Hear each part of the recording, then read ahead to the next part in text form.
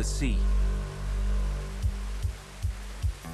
Throughout history, it has been a force beyond our understanding, full of life, fraught with danger, a moody, turbulent surface, hiding a great mystery.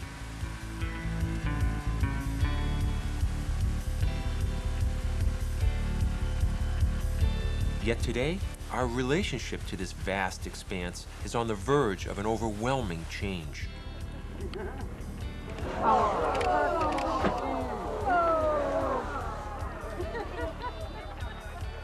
For centuries, people have believed they had a God-given right to harvest the ocean, to exploit a bounty of fish, to make great fortunes hunting the great whales.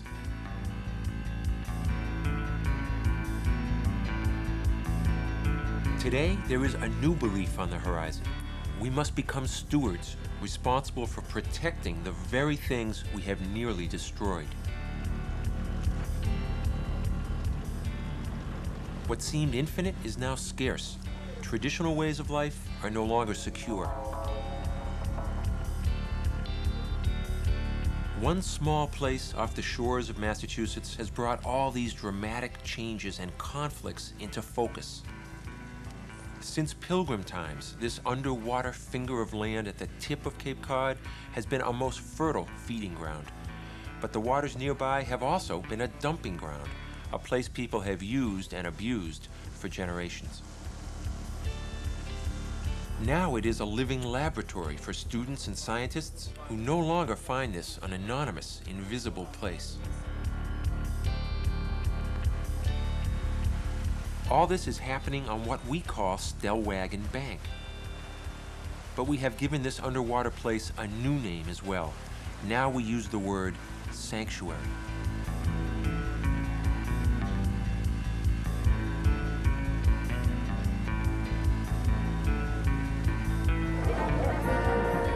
June 26, 1993, a celebration has begun on the pier in historic Plymouth, Massachusetts. The Stellwagen Bank National Marine Sanctuary is being created. A body of water is about to become a constituent of the federal government.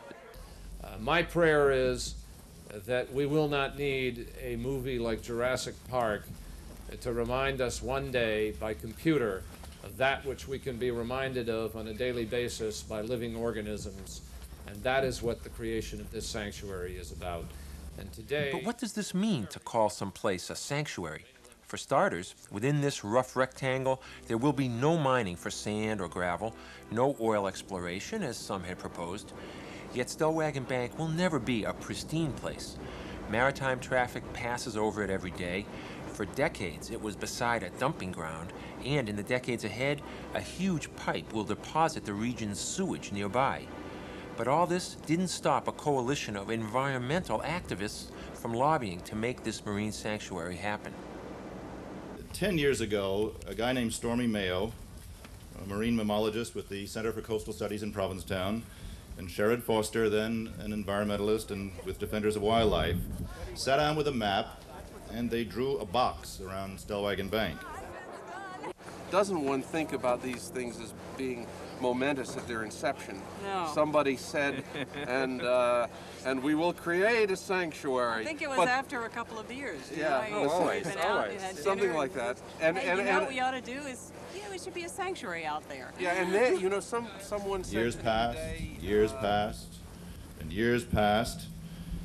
Today, at long last, we're having a celebration, really, of their vision. For Robert Finch, one of Cape Cod's most celebrated writers, there is more meaning to this ceremony than simply new federal guidelines. Success. And I think just the naming of it, maybe it's my bias about language, but just the calling this a sanctuary, and that is how it will be known, makes it a little more real. Not everyone is thrilled by this new sanctuary. Fishermen have been told that their work will not be affected, but not everyone believes that promise. I have absolutely no trust in the government, because everything that this government, from day one, since the Constitution of the United States was signed, has been turned around and changed. The government has lied to the American people constantly. Yet this day, this event, is not really about truth and lies. It's about change, a different sense of where we stand in the world. My friends, the Bible notwithstanding, I do not believe that anybody inherits the earth. We borrow it. We borrow it from each succeeding generation. Nearby, a vivid reminder of generations past rises above the pier. The Mayflower, too, a replica of the boat which brought the Pilgrims to Plymouth in 1620. Indeed, the Pilgrims used early charts of what we now call Stellwagen, made by adventurous fishermen, to help them reach Plymouth. The navigator on that voyage in 1620 was named Robert Coppin, portrayed here by Matthew Carteret. Plymouth lies directly across from the tip of Cape Cod. Now, these banks that I was speaking of run from a place northward called Cape Ann, named after our king's wife, and do run themselves eastward to the tip of Cape Cod, where, as I was saying, in some 6 or 7 fathom of water, you can fish for more codfish than in any other part of the world. Why is it, in your way of thinking, mate, that the fish are so plentiful so close to shore? Could you explain that to me? Oh, well, as I was saying earlier, God has so proportioned the earth and has, for the love of his creation, he has put the greatest amount of fish upon banks where they do feed, close by harbours ways, so that we might take of this and we might increase ourselves. For what, as it would say in Genesis, he would have all the beasts and all the fishes of the sea for our service, for man's service. God of boundless love, at the beginning of creation, your spirit hovered over the deep. God's hand and God's love. The Blessing of the Fleet, an annual celebration at the tip of Cape Cod in Provincetown, is a modern version of an ancient plea. For centuries, fishermen have seen the success of their work as a sign of God's blessing. And so to this day, many agree with the Pilgrims that Stellwagen exists for our benefit and profit. As we bless this sanctuary area, we demonstrate our appreciation for your never-ending kindness and love. In the name of the Father, and of the Son, and of the Holy Spirit, amen. For fishermen, all this new focus on the bank is not entirely welcome. Well, I think in the community at large there's a lot of trepidation. The name sanctuary kind of connotes a place that is set aside, and I think fishermen, particularly with the regulatory climate that now exists, are very wary of that.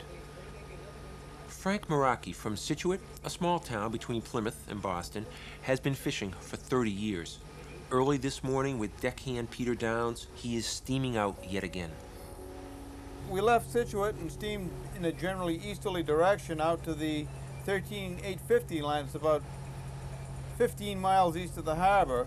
We set at this point and we're now towing out towards Stellwagen Bank in a direction approximately east-northeast. To our north over here is hard bottom. We call this a hump. It's a ridge of rocky bottom. We have to go around that. To our south is a wreck. This little X on the chart represents a sunken ship of some sort.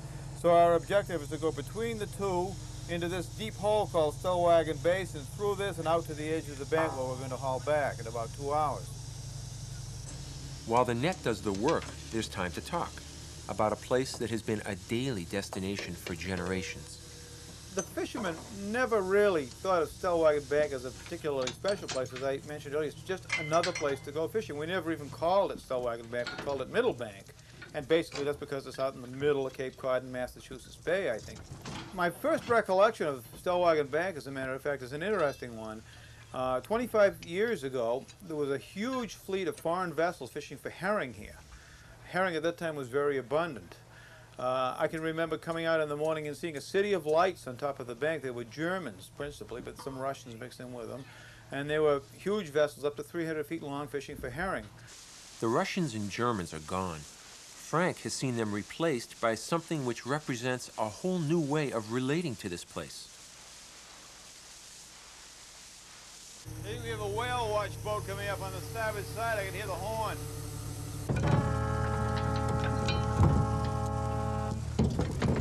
There he is. Right across the bow, a great view of that big fin whale.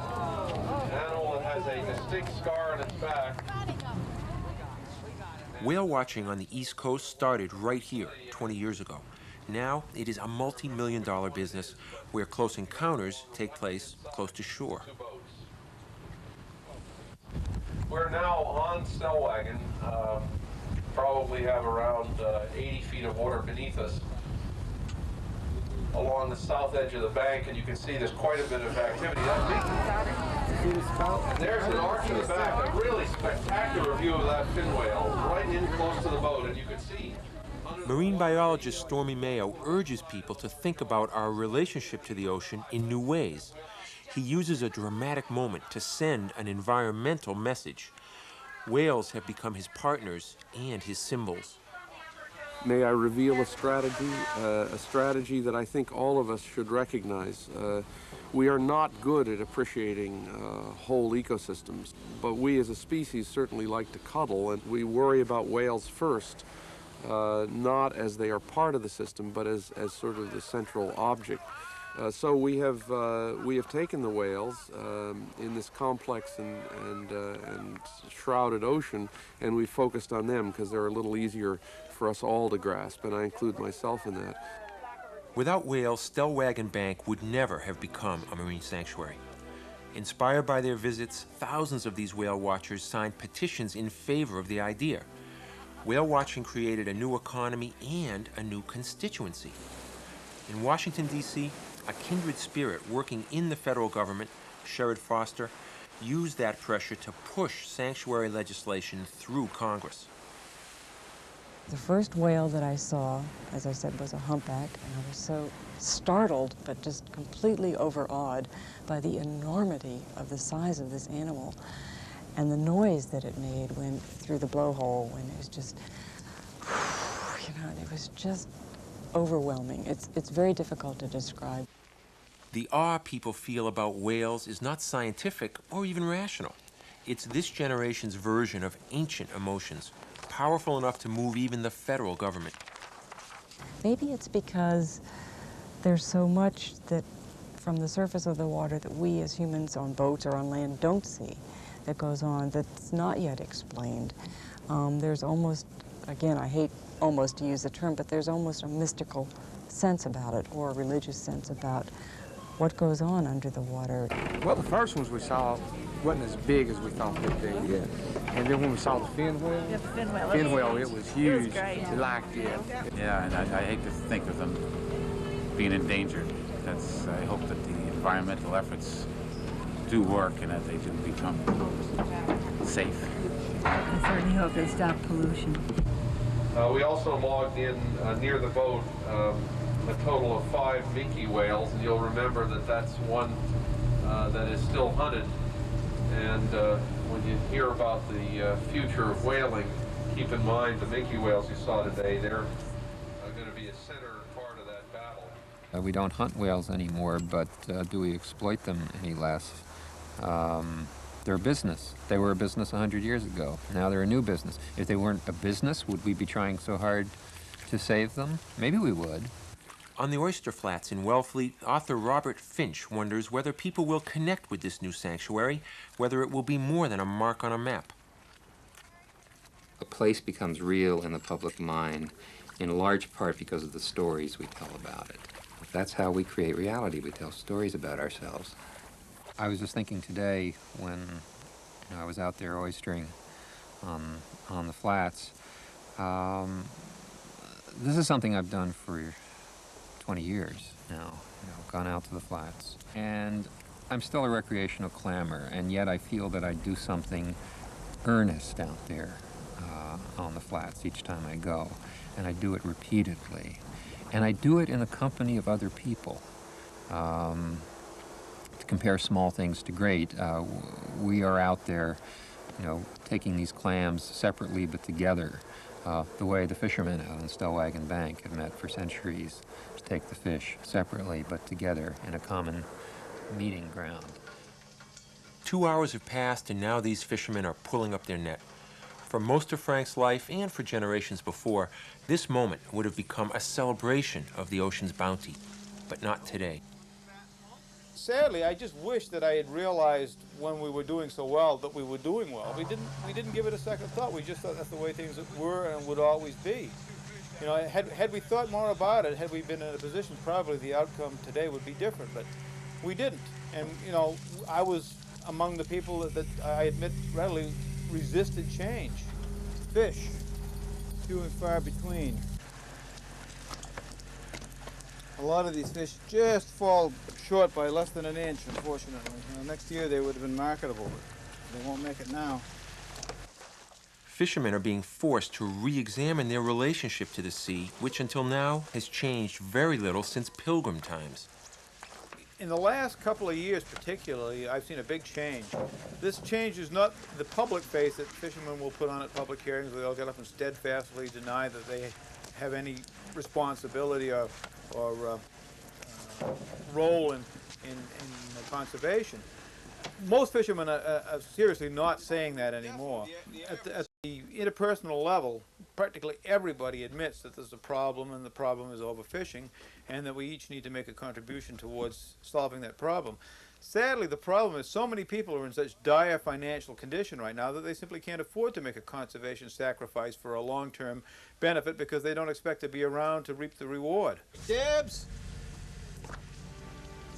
A generation ago, fishermen would have fought tooth and nail against the idea of a sanctuary on Stellwagen. Yet now, there is no widespread uproar.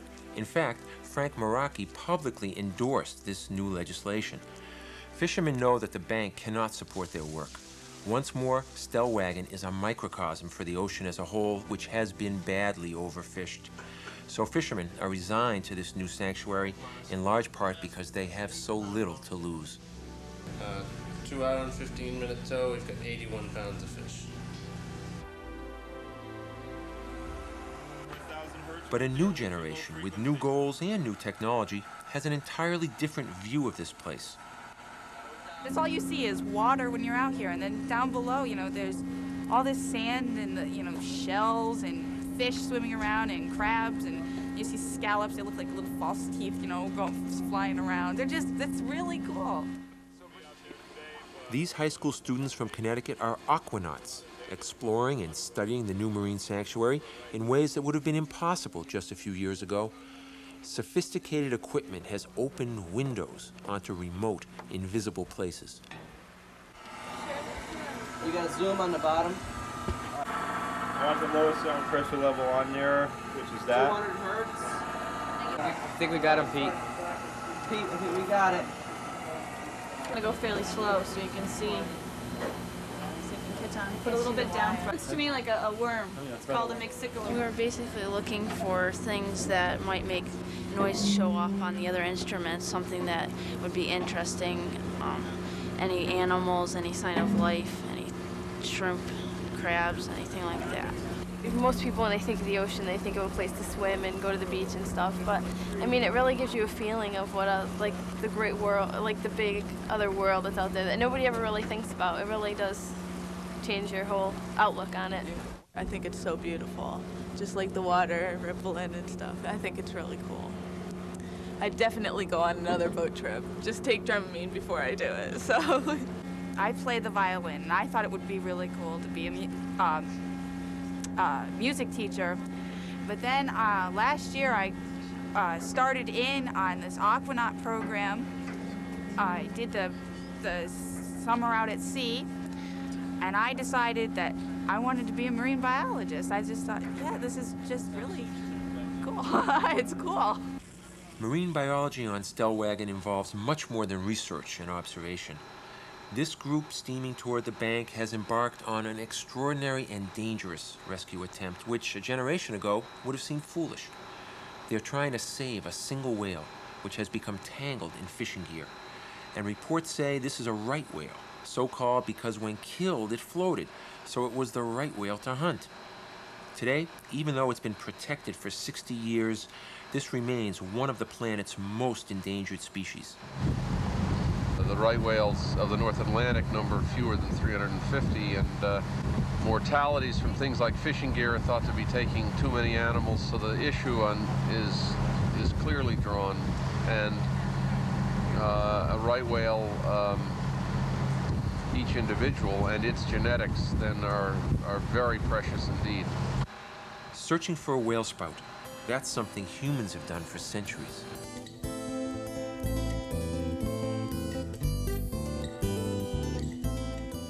This remarkable footage was shot in the early 1920s during one of the last whaling voyages ever to leave the port of New Bedford.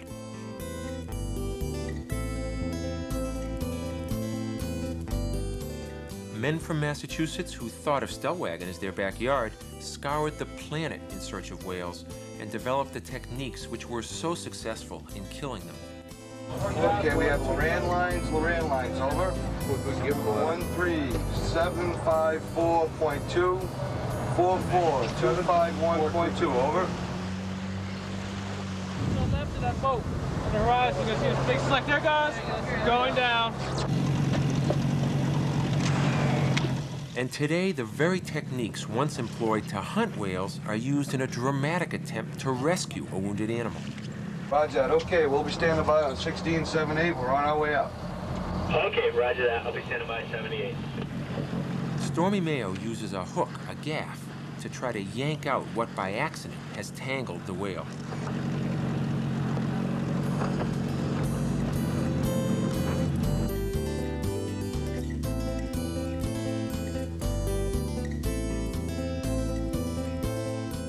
These men had no doubt that they had a God-given right to harpoon whales and use them for profit.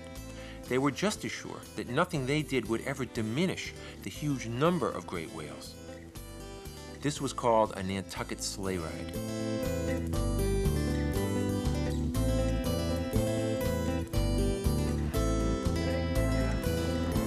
Hey, we're gonna have to let them do something. Hang on, folks. Don't get yourself in the way. Trying to make him do this. The hope is he'll thrash it right out of him.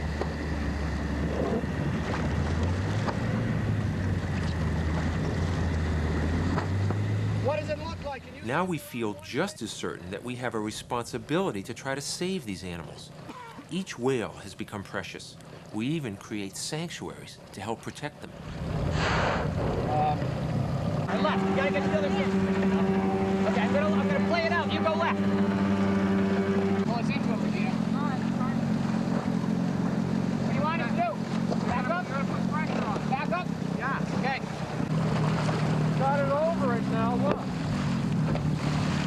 The rescuers have hooked onto the net, but it won't pull free. They realize they have to try a new tactic. Slightly away. Go right around us and away on the other side. The way that it's embedded in a cut on the left side of the animal. I want you to pull it out of that cut. Using engines and ingenuity, pulling in unison, they make one more try. And then, after hours of effort, a taut line suddenly goes slack. The whale is free. Hey! All three boats are pulling on the same line. The line was so deeply grown in, it must have been right at the spine. And we put an awful lot of pressure on that whale, but I think it was essential. It looked to me like it was in bad shape. I hope it'll live, but